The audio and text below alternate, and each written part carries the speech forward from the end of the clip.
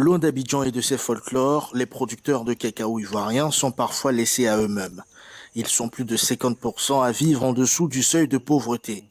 La vente du cacao ne se déroule pas comme il espère et les réformes entreprises par le gouvernement ivoirien ne les aident pas à joindre les deux bouts. Souvent aussi, nous qui sommes aussi éloignés dans les petits campements, souvent aussi quand tu vas aller vendre ton cacao, ils vont te dire que le cacao n'est pas encore bien sec et quelques trucs, donc tu ne peux pas avoir le prix forcément qu'on a fixé par l'État. Donc il faut que souvent l'État aussi envoie des agents dans les petites contrées aussi pour qu'on puisse surveiller pour que vraiment le prix soit appliqué.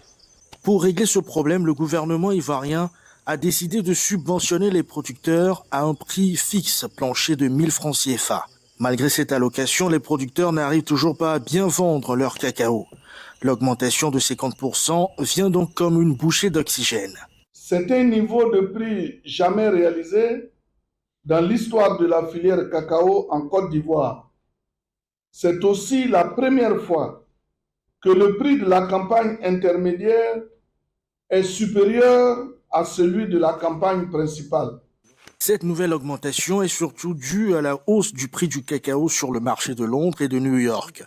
Le tarif a atteint 5 874 et 5 386 $ la tonne. C'est 2 fois plus cher qu'il y a 18 mois. Une tendance haussière qui pourrait rechuter néanmoins. C'est une mesure exceptionnelle et parce que voilà, justement, les cours sur le marché international sont en train de flamber. Mais après, certainement, ces cours-là vont redescendre en raison du système de la Côte d'Ivoire, du système de répartition des prix aux producteurs en Côte d'Ivoire. On peut s'attendre à ce que cette situation exceptionnelle-là ne dure pas forcément dans le temps.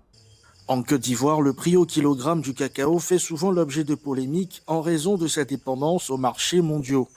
Les producteurs ivoiriens reprochent au Conseil Café Cacao de ne pas bien réguler le secteur, ce qui les plonge dans la précarité. Avec ce nouveau prix, le secteur pourrait toutefois connaître une période d'accalmie. Ange Bijounomignon pour VOA Afrique, Abidjan.